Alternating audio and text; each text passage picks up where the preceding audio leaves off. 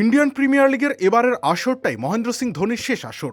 এতদিন ধরে চলে আসা গুঞ্জনের অবসান হতে যাচ্ছে ১৯তম আসরে।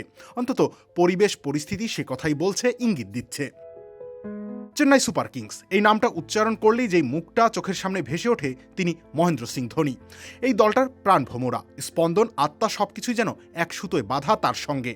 চিপকের গ্যালারিতে হাজার হাজার হলুদ জার্সির পেছনে যে নামটা একসাথে ঝলসে ওঠে সেটাও ধোনি। কিন্তু সময় কারো জন্য থেমে থাকে না। ক্রিকেট ইতিহাসের সবচেয়ে উজ্জ্বল অধ্যায়গুলোর একটি এবার হয়তো শেষ পৃষ্ঠায় পৌঁছে গেছে। গত মৌসুমেই অনেকে ধরে নিয়েছিলেন এটাই শেষ। প্রতিটা মাঠে, ঘরের হোক কিংবা বাইরের, ধোনিকে ঘিরে যেই উচ্ছ্বাস, যে সম্মান, তা যেন ছিল এক বিদায়ী আবহ তৈরি।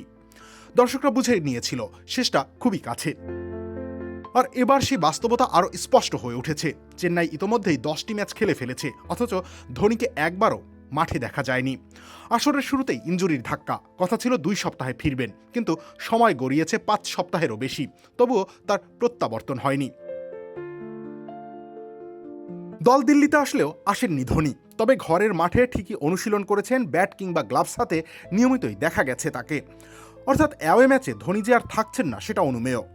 চেন্নাইও পরিকল্পনা সাজাচ্ছে সেভাবেই। হাতে আছে 4টা ম্যাচ, যেখানে বাইরে 2টো, ঘরে 2টো। আর ঘরের 2টো ম্যাচই হয়তো ধোনির শেষের রসদ।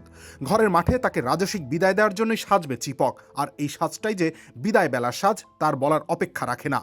অর্থাৎ সূচি অনুযায়ী 18 তারিখের ম্যাচটাই হবে চেন্নাইয়ে ধোনি অধ্যায়ের সমাপ্তি। রবিউল ইসলাম রনি, খেলা 71।